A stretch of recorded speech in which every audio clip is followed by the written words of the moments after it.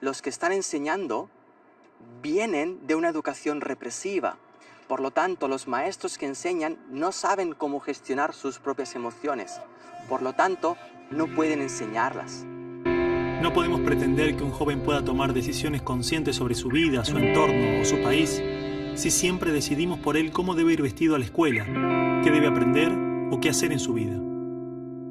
Estos jóvenes tendrán que tomar decisiones en una sociedad donde las reglas van transformándose según las nuevas necesidades, opiniones y formas de entender la realidad. De la misma forma, podría suceder en la escuela, donde las reglas serían funcionales al aprendizaje, necesidades y opiniones de los niños. Para lograr esto, es clave replantearnos las estructuras de poder en la escuela. Había un jardinero que tenía tanto amor a las plantas y entonces las cuidaba tanto que iba allí y en cuanto empezaban a brotar, iba estirando del tallo. ¿Qué sucedió? Todas o se deformaron o murieron. O sea, el crecer es innato. No tienes que estirar a nadie, no tienes que hacer que saque nada. Solo tienes que procurar que le llegue lo necesario. Confíen en sus hijos. Ellos saben mucho más de lo que ustedes creen. Porque a veces las personas que más limitamos a nuestros hijos somos los padres. Y después lo sufrimos. Los niños absorben cultura. Los niños vienen a tomar la cultura de los padres. Y eso se ve incluso en el lenguaje. La clave no está en los materiales, los recursos, las metodologías, los contenidos o los currículums y planificaciones, sino en la forma, en la relación, en las personas y su forma de ver la educación, su manera de entender la vida, la niñez y el aprendizaje. Podemos capacitar miles de docentes e invertir millones en materiales y nuevas metodologías, pero el secreto es la mirada de cada ser humano sobre los otros, lo que hace y lo que es. ¿Cómo puede un docente transmitir felicidad y realización personal si el sistema mismo lo considera un número? Lo que la escuela hace con los niños, también lo hace con los maestros, a través de sus premios y castigos, puntuaciones, limitaciones, su burocracia. Ahora, cuando nosotros decíamos que los chicos crezcan en libertad, también los docentes debían estar en libertad, ¿no? El docente tiene un rol que tiene que recuperar. No porque el Estado se lo concede, sino porque él lo toma. En una caverna se encontraban un grupo de hombres, prisioneros de nacimiento, encadenados de forma tal que solo podían mirar hacia el fondo de la cueva. Una hoguera y figuras manipuladas por otros hombres proyectaban en esa pared todo tipo de sombras. Para los prisioneros, las sombras eran la única referencia del mundo exterior. Esas sombras eran su mundo, su realidad. Uno de los prisioneros era liberado y se le permitía ver la realidad entera fuera de la caverna. ¿Qué tanto tiempo le tomaría acostumbrarse al exterior después de toda una vida de encierro? Posiblemente su reacción sería un profundo temor a la realidad. Podría entender lo que era un árbol, el mar, el sol. Asumamos que este hombre puede ver la realidad tal cual es y entender el gran engaño que era la caverna. El profesor nos explicó brevemente las interpretaciones del mito en relación al conocimiento, la ilusión, la realidad, y cómo posiblemente estemos dentro de una gran caverna que a su vez está dentro de otra. Pero no cabe duda de la necesidad de ese hombre libre de regresar y compartirle al mundo lo que había visto.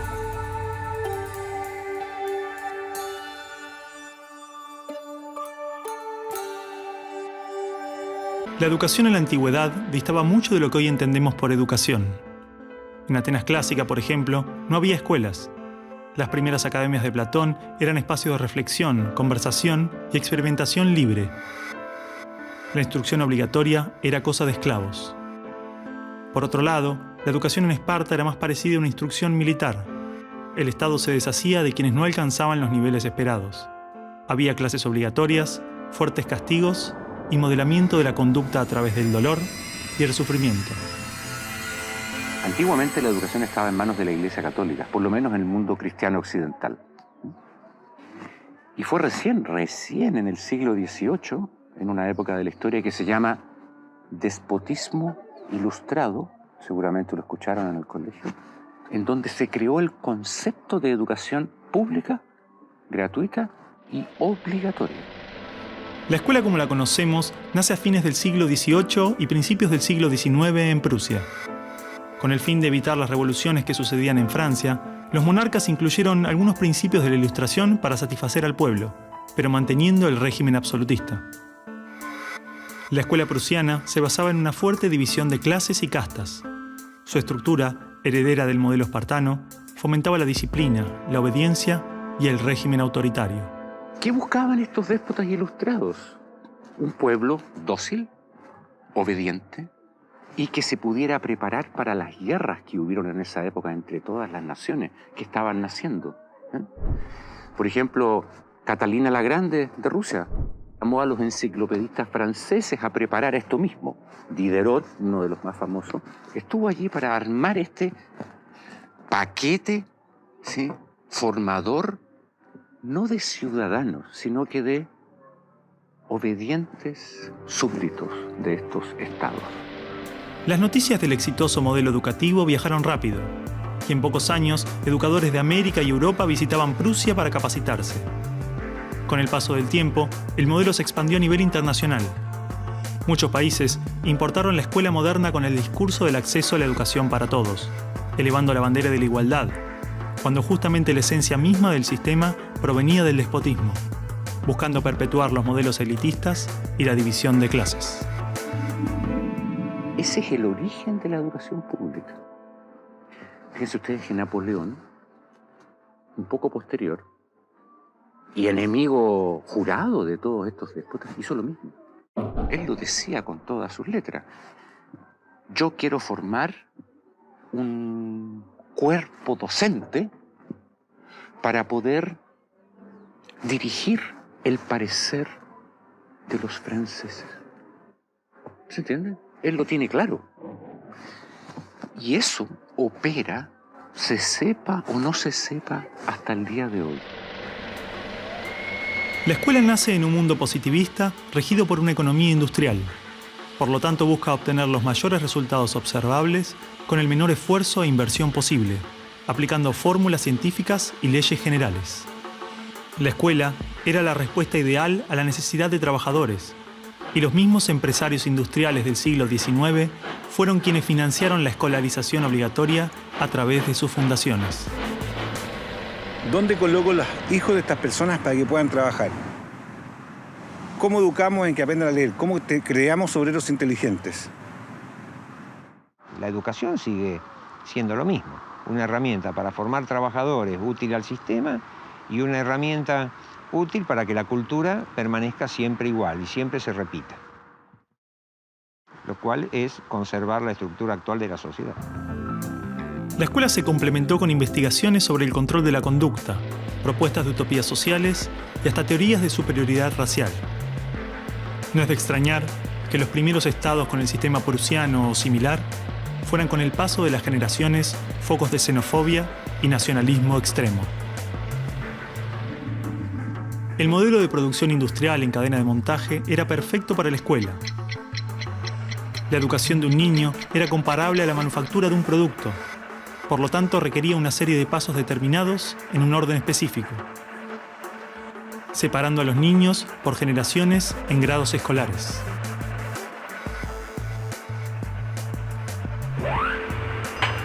Y en cada una de estas etapas trabajaría sobre determinados elementos, contenidos que asegurarían el éxito, pensados minuciosamente por un experto. En esta cadena, una persona estaría a cargo de una pequeña parte del proceso, insuficiente como para conocer el mecanismo en su totalidad, ni a las personas en profundidad.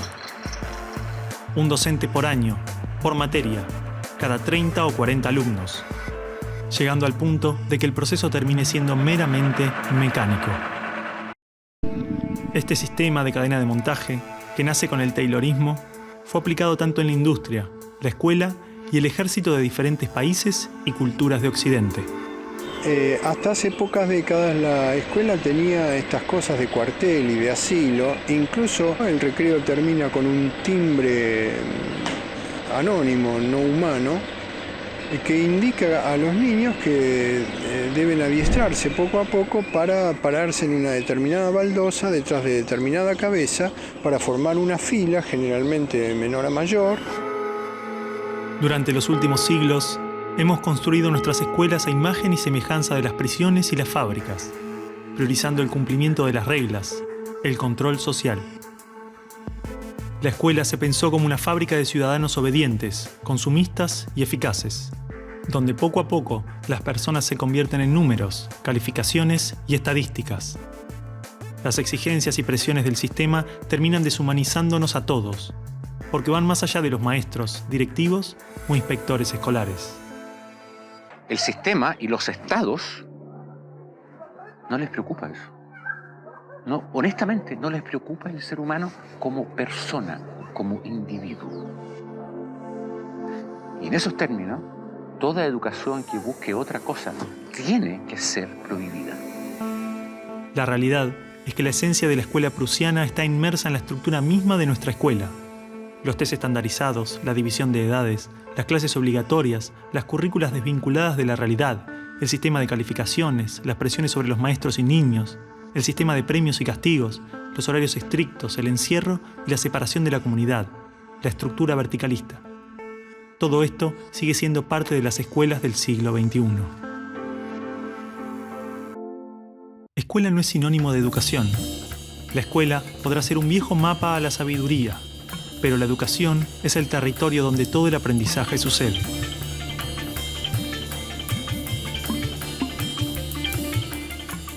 ¿Qué es una buena educación? ¿Lograr que la mayor cantidad de niños atraviesen los estándares de calidad? ¿Que obtengan herramientas y conocimientos que no les interesan para superar barreras que otros les imponen? ¿No era el objetivo de la educación lograr una buena calidad de vida? Olvidemos por un momento todo lo que sabemos sobre educación, toda nuestra forma de entender la escuela, todo lo que nos han dicho que debemos aprender en la vida y lo que debemos enseñarle a nuestros hijos. Empezar a ver cada cosa, a revisarla como si nunca la hubiéramos visto. O sea, cada acción, cada actitud, cada costumbre. Si no estuviéramos haciendo las cosas como las estamos haciendo porque siempre las hicimos así, ¿cómo las haríamos hoy? ¿No? Es como sacudirse la cabeza y decir, bueno, empezamos de nuevo.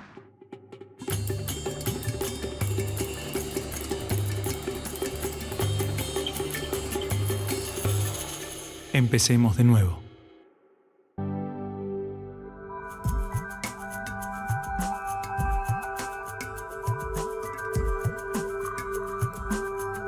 Nosotros no queremos enseñadores, queremos educadores. Eso es fácil. Lo que es difícil es ayudar a producir el normal desarrollo de una persona. Si yo quiero hacer eso, lo primero que tengo que conocer es al ser humano intrínseco. ¿Qué potencialidades trae? ¿A qué edades trae qué potencialidades? De hecho, podríamos caracterizar que el ser humano propende a aprender. Incluso podemos decir más todavía, no es ningún mérito del ser humano aprender. Más todavía, es que no puede no aprender. De esta manera, si te fijas, cada vez, a medida que van creciendo los niños, van perdiendo su curiosidad y sus ganas de aprender. Un niño de 12 años difícilmente cuando sale de la escuela toma un libro. Son los mínimos los que hacen estos. Porque está harto, está totalmente harto de que se le diga qué debe y qué no debe hacer y ha perdido toda curiosidad por aprender. La mente del niño tiene cualidades de aprendizaje cualitativamente superiores a las de un adulto, porque está naturalmente desarrollado para percibir lo que se le presenta y con ello crea su mente, se construye a sí mismo. En pocos años aprende a controlar su cuerpo, puede comunicarse en varios idiomas, comprende las reglas de la naturaleza y las características de su cultura. Todo este complejo y maravilloso proceso se da de manera inconsciente. Lo aprende sin demasiado esfuerzo, por cuenta propia. Los niños absorben cultura. Los niños vienen a tomar la cultura de los padres. Y eso se ve incluso en el lenguaje. Es decir, cuando un ser humano nace, su biología no lo obliga a ser humano. Necesita nacer en un entorno humano. Todo lo que nos rodea influye tremendamente en nuestro aprendizaje. Los espacios, los tiempos, las actitudes de nuestra familia, las emociones, los gustos, las creencias. Todo es parte de ese ambiente con el que nos construimos a nosotros mismos. La pregunta es entonces, ¿qué ambiente estamos ofreciendo a los niños para que los adultos se desarrollen de esta manera? Si estamos en una familia donde esa red de afectos es supremamente débil, los niveles de agresión son muy altos, de violencia, el chico va a ser un chico probablemente muy violento. No va a ser seguramente violento, no estoy diciendo eso, pero sí estamos hablando que en contextos violentos la violencia se reproduce más fácilmente. Estudios indican que actualmente a la edad de 5 años, el 98% de los niños podría ser considerado genio. Son curiosos, creativos y tienen la habilidad de pensar de formas diversas, resolver problemas, es decir, tienen la mente abierta. El problema es que 15 años más tarde, solo el 10% de esos niños mantiene estas capacidades. O sea, de alguna forma estoy diciendo que desde más allá de la mente, desde el mundo de la conciencia, todos somos genios. Y realmente el maestro lo que tiene que aprender es a que sus alumnos puedan abrir las puertas en su mente para que desciendan todo ese conocimiento y esa creatividad y esa genialidad que todos llevamos dentro. Si nosotros miramos a los grandes hombres de la humanidad y mujeres de la humanidad, todos han sido grandes soñadores, es decir, que han tenido una imaginación enorme. Como seres humanos, somos el resultado de miles de años de adaptación natural y evolución. Traemos dentro aquellas características que nos han permitido sobrevivir, transformarnos y crecer. Desde las ganas de comer cuando tenemos hambre, hasta la curiosidad interna del niño de explorar el mundo. Este potencial está esperando que le permitamos manifestarse. En los niños lo vemos en el juego espontáneo, en los adolescentes de hoy a través de la rebeldía y la necesidad de transformar la realidad. ¿Por qué insistimos en matar su espontaneidad y castigar su rebeldía, cuando son estas las características que manifiestan sus necesidades humanas internas buscando desarrollarse? El niño tiene un maestro interior, sobre todo en las primeras edades, que le impulsa al aprendizaje, que le impulsa al descubrimiento, que le impulsa al movimiento, que le impulsa a participar, a trabajar, a repetir comportamientos, que le impulsa a decidir cuándo quiere dejar de repetir algo porque lo tiene superado.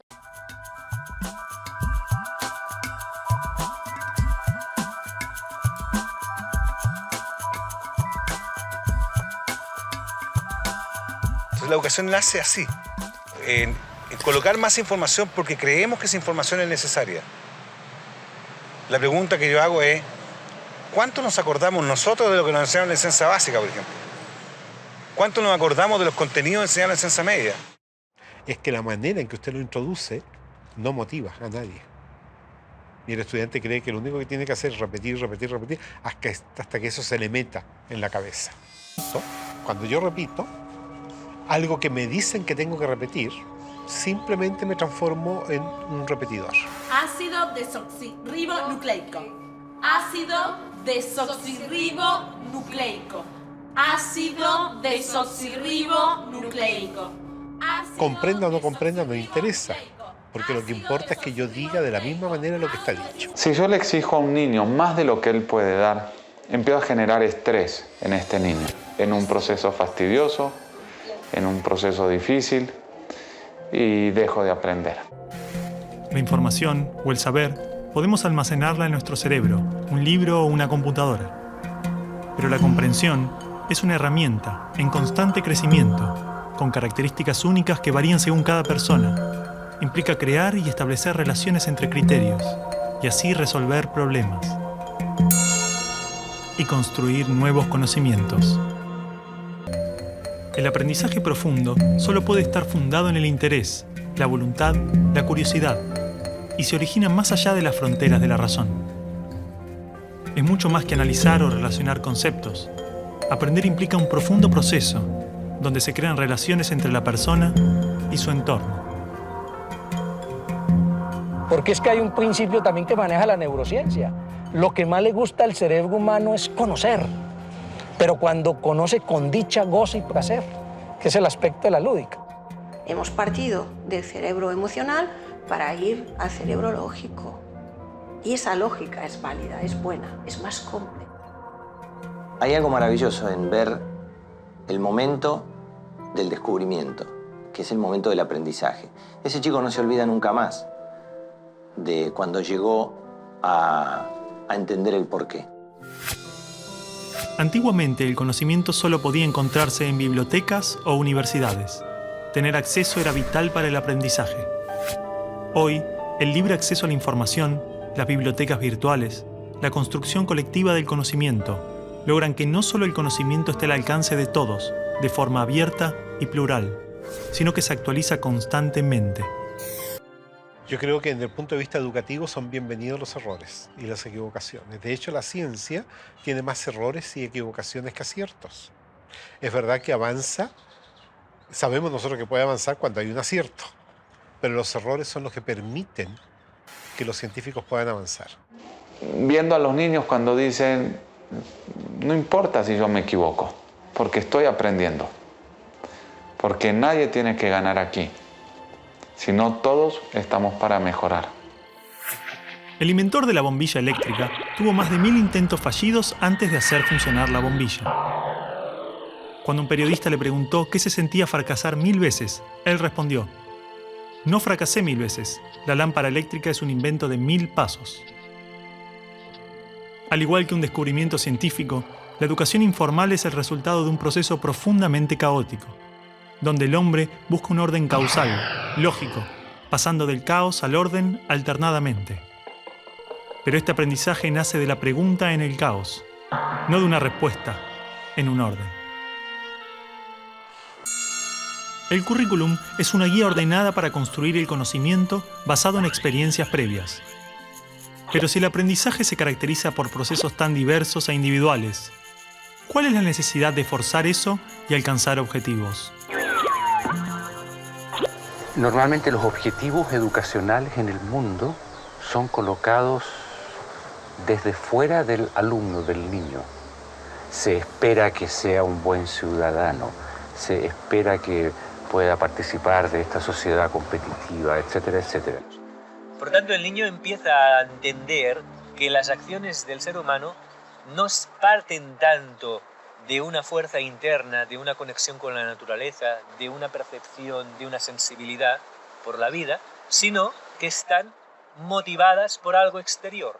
Estudio para pasar el examen, no leo para aprender, no me intereso por los animales porque me gustan. No, es que ahora no me toca los animales, ahora toca otro tema.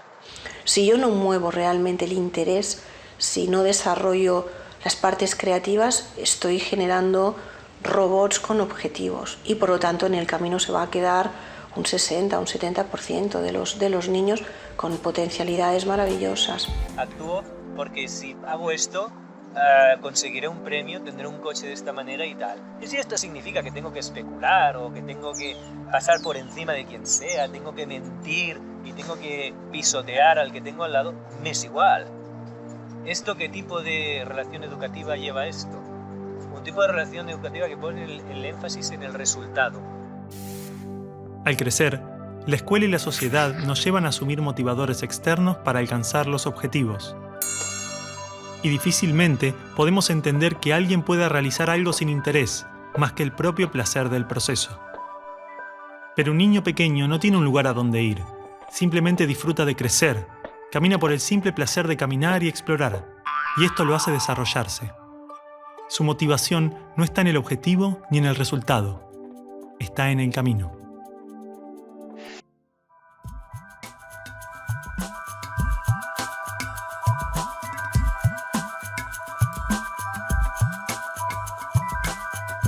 Uno se encuentra con dos carriles pedagógicos básicos.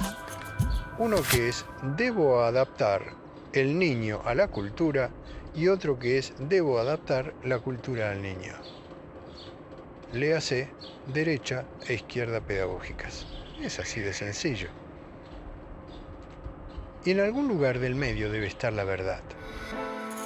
La escuela construyó sus cimientos sobre una idea fundamental que trasciende a toda su estructura: la noción de que los niños están vacíos, y en consecuencia, su individualidad puede ser rota y reformada, intervenida acorde a necesidades externas.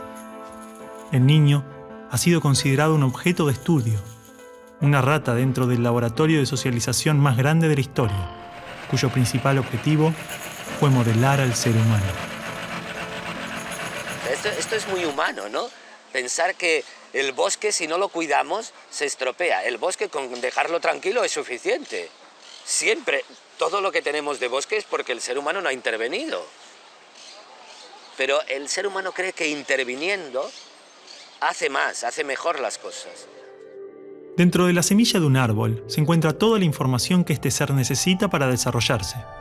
El ambiente que lo rodea contiene todo lo que ese árbol necesita para crecer, pero este desarrollo depende de la estructura interna de esa semilla. Todas las reacciones a las condiciones externas están planificadas en el interior de cada ser, tanto de un árbol como del hombre. La formación de los órganos vitales, la estructura ósea, los tejidos, las características básicas de cada uno de nosotros son el resultado de un proceso interno, autónomo, que no requiere la intervención del ser humano, donde la madre solamente satisface los recursos necesarios, pero no dirige. Había un jardinero que tenía tanto amor a las plantas y entonces las cuidaba tanto que iba allí y en cuanto empezaban a brotar, iba estirando del tallo. ¿Qué sucedió? Todas o se deformaron o murieron. O sea, el crecer es innato. No tienes que estirar a nadie, no tienes que hacer que saque nada. Solo tienes que procurar que le llegue lo necesario. El Manifiesto Conductista de 1913 promovía una psicología cuyo objetivo era la predicción y el control de la conducta. Mediante experimentos con ratas, animales y su condicionamiento, se desarrolló una ciencia del control social, utilizada para pensar las bases de la escolarización moderna, la publicidad, la propaganda política, el entrenamiento militar y los ejercicios de tortura. La manipulación de masas a través del miedo. Todo lo que vemos actualmente en nuestro mundo, todo tiene como bases el miedo. El miedo al cambio, el miedo al progreso, el miedo a ser tú mismo, el miedo a amar, el miedo a revelar tu ser enfrente de este mundo.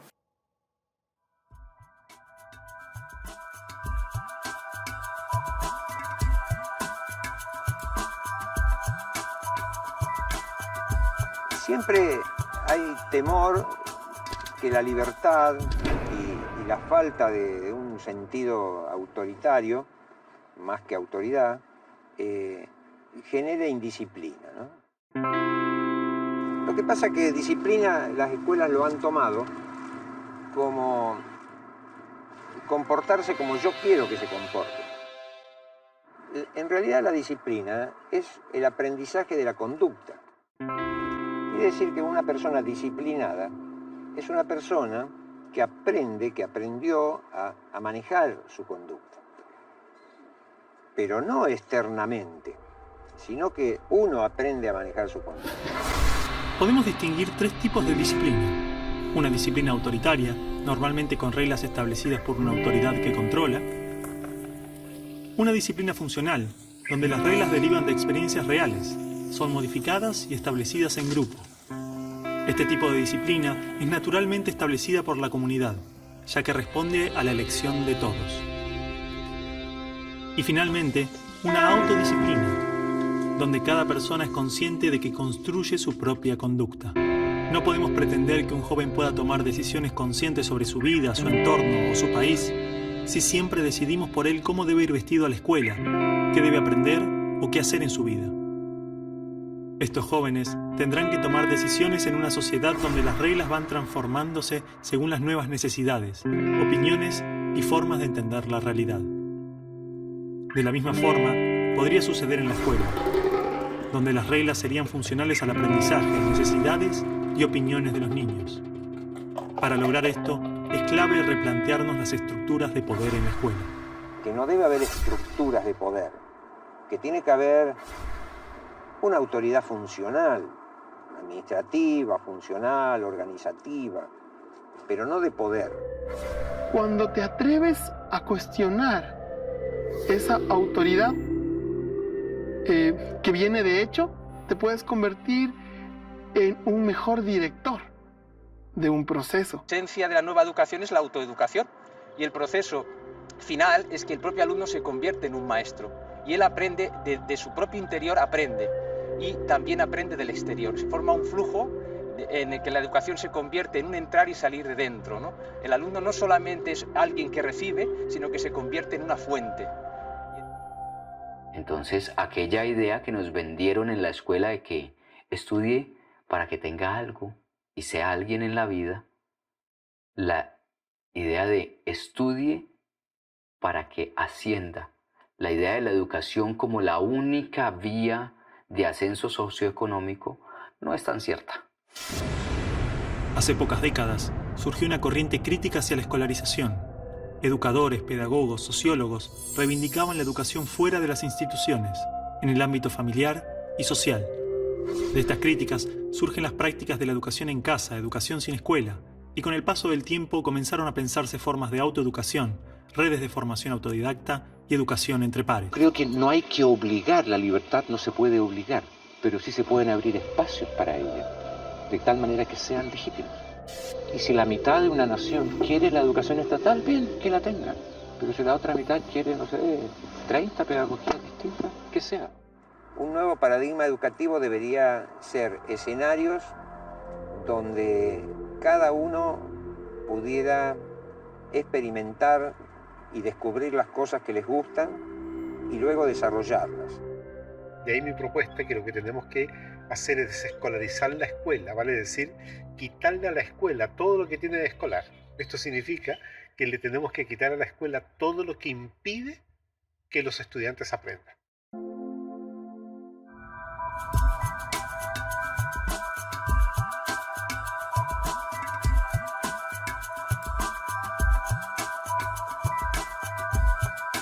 Ya no va el gran maestro a dar la gran clase magistral. Está simplemente acompañando un proceso de aprendizaje con un grupo de personas que no saben más o menos que él. Sí, o sea, el maestro debe entender que es un guía. Debe entender que va sembrando, que va guiando, que va poniendo oportunidades y excusas para que el niño explore, trabaje y se sienta motivado e interesado. Por lo tanto, a mi modo de ver, el término educación es confuso y parte desde un lugar arrogante. Por ejemplo, educación viene de educere. Educere significa sacar. Si yo soy profesor, quiero que el niño saque algo, saque lo mejor de sí. Pero eso incluso es arrogante, porque es un poco violento que tú saques lo mejor de ti, que yo te haga sacar lo mejor de ti con mis educación. La clave no está en los materiales, los recursos, las metodologías, los contenidos o los currículums y planificaciones, sino en la forma, en la relación, en las personas y su forma de ver la educación, su manera de entender la vida, la niñez y el aprendizaje. Podemos capacitar miles de docentes e invertir millones en materiales y nuevas metodologías, pero el secreto es la mirada de cada ser humano sobre los otros, lo que hace y lo que es. Y esto nos da miedo. Es decir, yo no puedo cambiar manteniendo lo que creo. Y por lo tanto, en cierto sentido, o de un modo simbólico, tengo que morir. Mi visión de la vida tiene que morir para hacerse mejor. El aprendizaje es una continua transformación y difícilmente podremos acompañar y colaborar en el aprendizaje ajeno si no aprendemos por cuenta propia, si no nos enfrentamos al cambio interno, a nuestra historia personal, a lo que nos condiciona. Y la pedagogía logosófica se basa en eso, que es algo muy natural. No se puede dar lo que no se tiene. O sea, que todo lo que se quiere enseñar tiene que tener el aval de la propia experiencia, el aval de la propia vida. Los que están enseñando vienen de una educación represiva. Por lo tanto, los maestros que enseñan no saben cómo gestionar sus propias emociones. Por lo tanto, no pueden enseñarlas. La clave está en que cada generación tiene una responsabilidad para mí. Una responsabilidad esencial, que es ser ejemplo de lo que hace en su vida. Ser ejemplo de una vida lo más integral posible.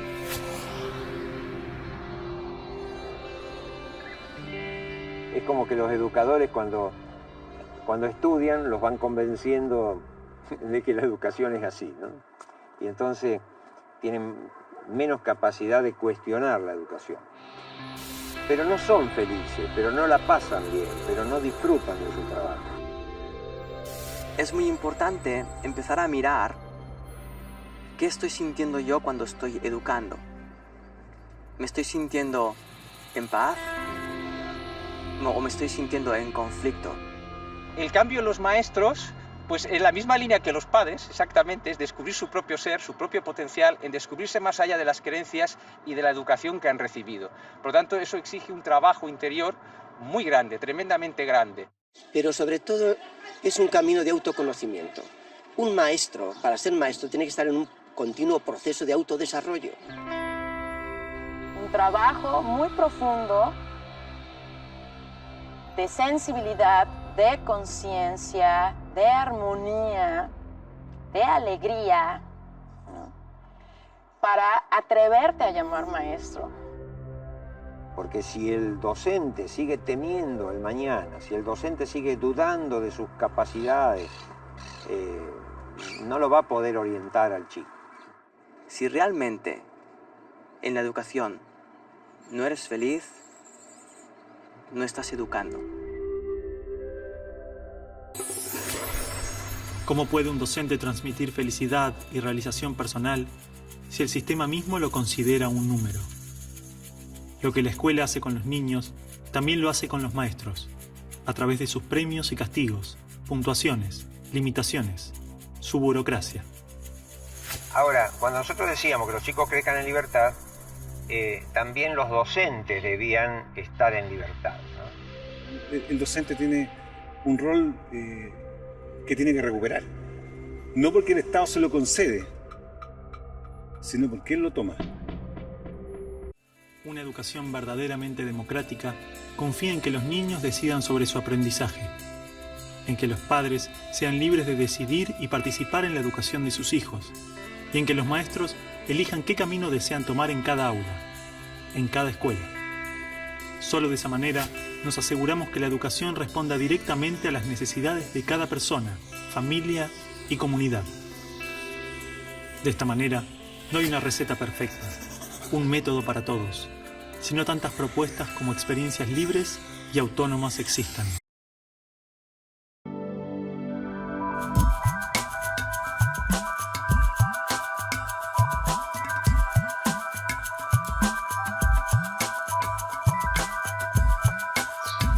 La familia es todo, es de donde venimos, es el principio de todo, el lugar que nos acoge. La familia es importantísimo. La pedagogía sistémica dice que los protagonistas de la educación son los padres. Entonces, una escuela que esté poco vinculada con las familias es una escuela que tiende a cerrarse en sí misma y por tanto a reproducir mecanismos de relación y de aprendizaje que seguramente están desvinculados de la realidad de cada uno de los alumnos. Antiguamente, los niños aprendían en sus hogares, trabajando con sus padres, de sus quehaceres diarios, del día a día. Todo lo aprendían de compartir con sus padres y la comunidad. La escuela debía acompañar ese proceso. Pero muchas familias han perdido esta confianza en sí mismas. La confianza en que su propio instinto puede decirles cómo criar y educar a un niño. Como lo hemos hecho miles de años. Parece que los padres piensan que criar a un hijo es una actividad profesional. Es decir, que yo para criar a mi propio hijo debería estudiar, debería esforzarme y que como al fin y al cabo probablemente no lo acabaré de hacer bien por mucho que me esfuerce, pues lo mejor es que ya directamente le deje al niño a un profesional, a un pedagogo, a un pediatra, a un psicólogo, que ellos sí que saben de cuidar hijos, y no es así. Los únicos que pueden criar bien a los hijos son los padres. A los niños es una oportunidad inmensa, es un regalo. Sinceramente es un regalo.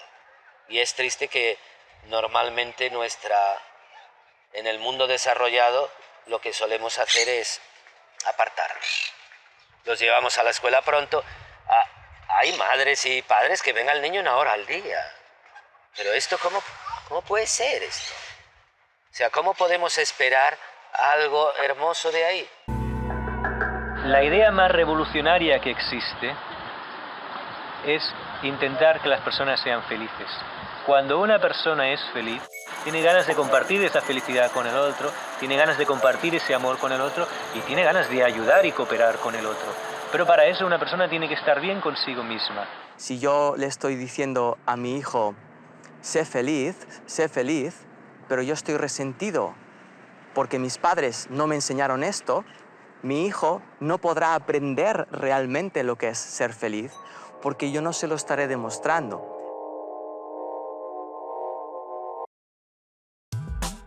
Nuestra historia social, cultural y personal nos ha traído a este momento.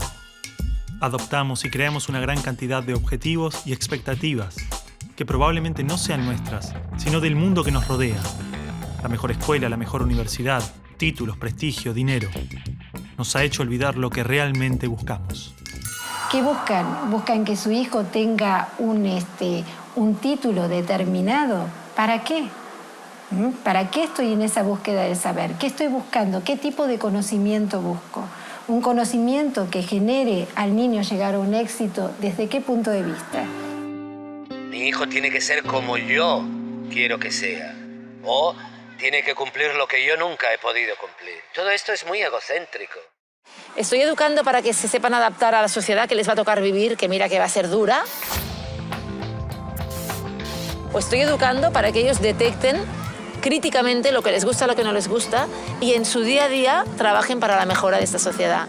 Porque un niño viene con un mundo tan fresco que irremediablemente va a cuestionar el mío. Porque para él todo es nuevo. Para él no hay nada viejo. Confíen en sus hijos. Ellos saben mucho más de lo que ustedes creen. Porque a veces las personas que más limitamos a nuestros hijos somos los padres. Y después lo sufrimos. Lo que trato de transmitirte es que es tan hermoso poder cuidar a un hijo por todo lo inesperado que tiene, por todo lo misterioso, por todos los problemas que nos trae. Es hermosísimo porque eso es una oportunidad para crecer inmensa. Liberemos nuestras expectativas. Hagamos a un lado lo que el mundo pretende de los niños, lo que la cultura espera de cada uno de nosotros. Respeten a los niños. Denle la oportunidad que se desarrollen como ellos se desarrollan, no como nosotros de adultos queremos o pensamos que deba ser, sino como ellos pueden hacerlo. Los ideales y objetivos que tenemos sobre los niños no nos permiten ver quiénes realmente son y qué es lo que necesitan, no mañana o dentro de varios años, sino hoy. Hay una sola cosa que realmente es importante.